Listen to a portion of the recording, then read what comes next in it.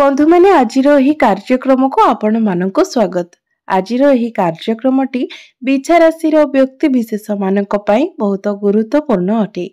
कारण आजिर एही वीडियो रे आमे माने जानिबा फेब्रुआरी 2025 टी बिछा राशि व्यक्ति विशेष मानक पई किपरि रहिबाको जाउछि। फेब्रुआरी मासरे आपणक जीवन रे केउ सब परिवर्तन हेबाको जाउछि। आपणक जीवन रे केउ सब घटना गुड़िक घटिबाको जाउछि। आजिर एही वीडियो रे आमे माने बिछा राशि मासिक राशिफल उपरे आलोचना करिबा।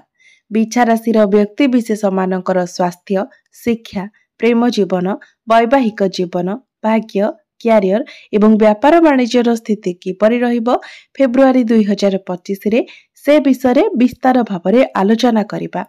नवग्रहंकर स्थिति मध्य देखिबा। नवग्रह केउ प्रकारर फल प्रदान करिबारे सक्षम हेबे। एहा सहित अशुभत्व प्रदान करुथिबा ग्रह मानक पई किछि विशेष प्रतिकार मध्य जानिबा। तो बंधु माने सेथिबाई आपणकर जदि बिछा राशि होई थाए तो वीडियोटी को स्किप न करी शेष पर्यंत निश्चय देखंतु एवं वीडियोटी को लाइक करी चैनल टी को सब्सक्राइब करि दियंतु। कमेंट बॉक्स रे भक्ति एवं श्रद्धार सहित जय श्री जगन्नाथ निश्चय लिखंतु।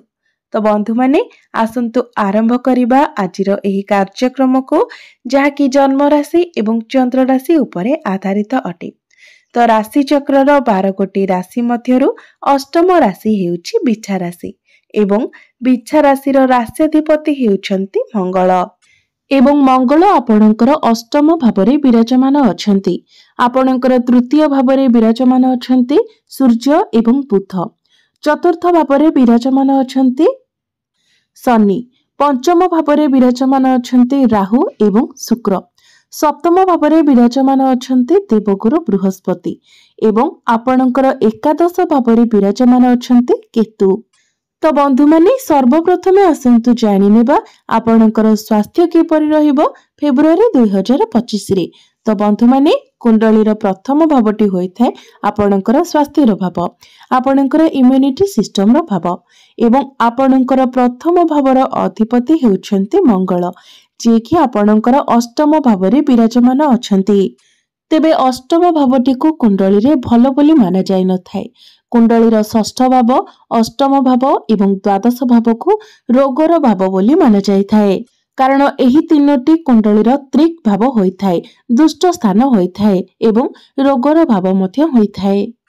तो जेहेतु आपणकर राशिर अधिपति रोग स्थान रे विराजमान अछंती तो फेब्रुआरी मासरे आपणकर इम्यूनिटी सिस्टम डाउन रहिबो एवं शनिकर दृष्टि मध्य आपणकर प्रथम भाव उपरे रहुछि। गुरु एवं राहुंकर दृष्टि मध्य प्रथम भाव उपरे रहुछि। तो बंधु माने फेब्रुआरी मासटी एपरि मास अटे जे मासरे आपणको निज स्वास्थ्यर विशेष जत्न नेबार अछि। आपण जदि केउ आडे यात्रा करूछंती से समय विशेष भावरे निजर स्वास्थ्यर जत्न नियंतु। निजर खाद्यपेय प्रति नियंत्रण रक्षा करंतु। खाइबा पीबा ठीक रखंतु।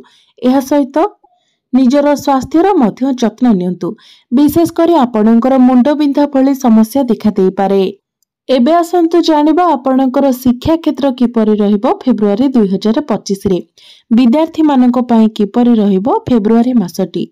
तो कुंडलीर पंचम भावटी होई थाए आपणकर शिक्षार भाव एवं आपणकर पंचम भावर अधिपति हेउछंती देवगुरु बृहस्पति जे कि आपणकर सप्तम भावरे विराजमान अछंती एवं आपणकर पंचम भावरे विराजमान अछंती राहु एवं शुक्र। शुक्र आपणकर पंचम भावरे उच्चस्थ अछंती। तो बंधु माने आपणकर पंचम भावर अधिपति देवगुरु बृहस्पति आपणकर सप्तम भावरे केंद्र रे विराजमान अछंती, भल स्थान रे विराजमान अछंती जहा फल रे गुरु आपणकर पाठ पढ़ा को मजबूत बनाइबे। एहा सहित गुरुंकर दृष्टि प्रथम भाव उपरे मध्य रहुछि। तो यार बहुत शुभ प्रभाव आपणकर पाठ पढ़ा उपरे पड़िबो। शुक्र मध्य आपणकर पंचम भावरे उच्चस्थ रही आपणको शुभ फल प्रदान करिवे। मात्र राहु जेहेतु आपणकर पंचम भावरे अछंती एवं राहु जड़े मुंड विहीन ग्रह अटंती तो से आपणको अनेक क्षेत्र रे कंफ्यूज कराइबे। आपण निज पाठ पढ़ारे जहाँ भी करूछंती जेमिति करूछंती ताकू लेके आपण कंफ्यूज होई जिवे जे मु जहाँ करूची ताहा ठीक करूची ना पुणी मते आउ किछि करिवार अछि। तो ए सब को आपण को कंट्रोल करिवार अछि। ए सब को जदि आपण अणदेखा करंती तो निश्चित भाबरे फेब्रुआरी मासरे आपणकर पाठ पढ़ा बहुत भल रहिबो। एबे आसंतु जानिबा आपणकर प्रेम जीवन किपरि रहिबो फेब्रुआरी 2025 रे।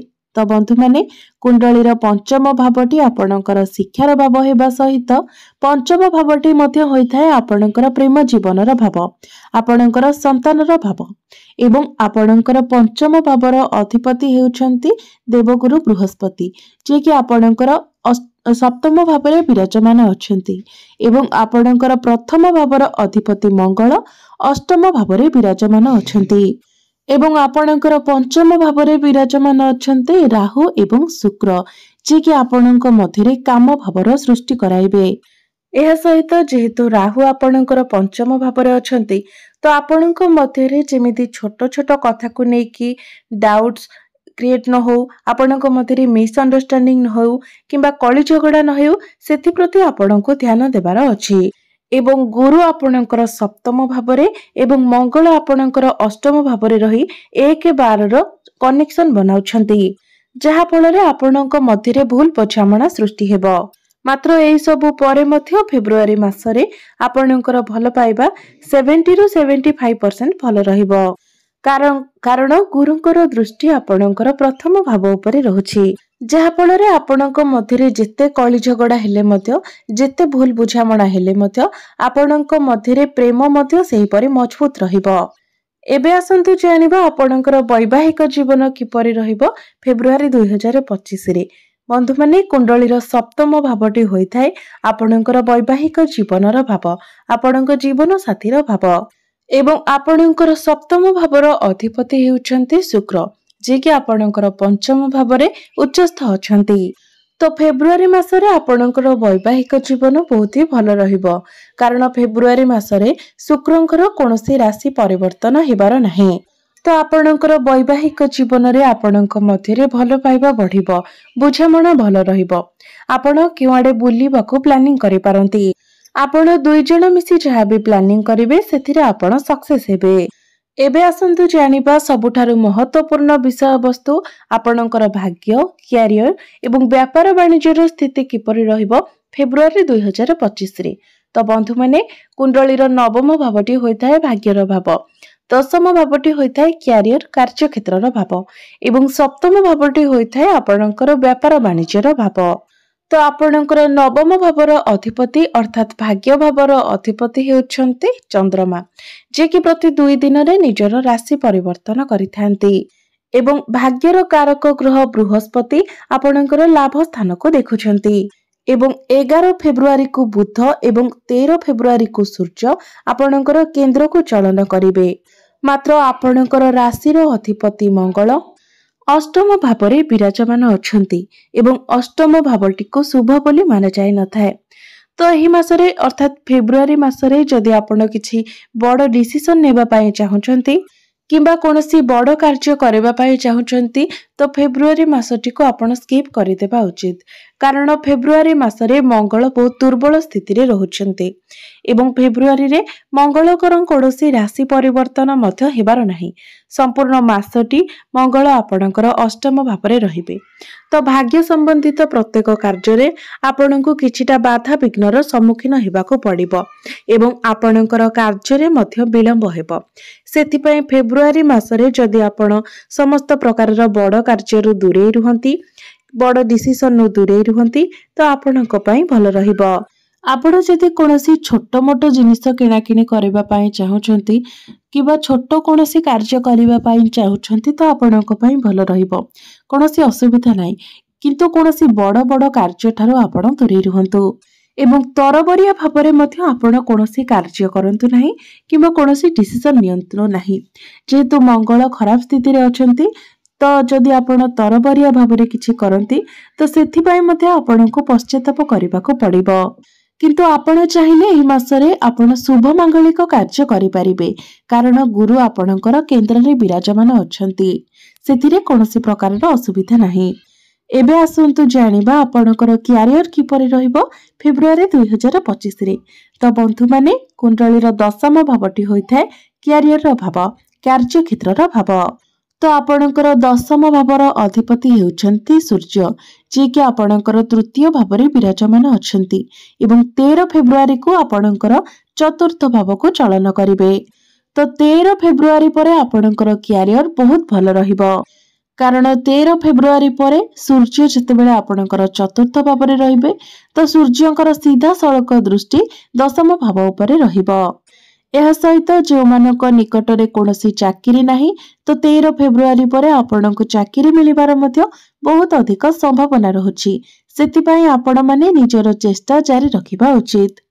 13 फेब्रुआरी पूर्वरु आपणकर टार्गेट अधिक रही पारे, आपणको उपरे कार्यभार अधिक रही पारे, मात्र आपणकर कार्य किंतु सब संपूर्ण होई जिवो, कारण तृतीय भाव में सूर्य को खराब बोली माना जाय न थाए।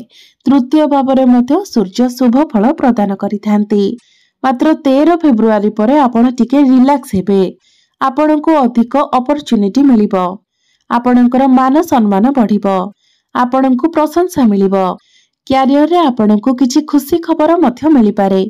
एबे आसंतु जानिबा आपणकर व्यापार वाणिज्यर स्थिति किपरि रहिबो फेब्रुआरी 2025 रे।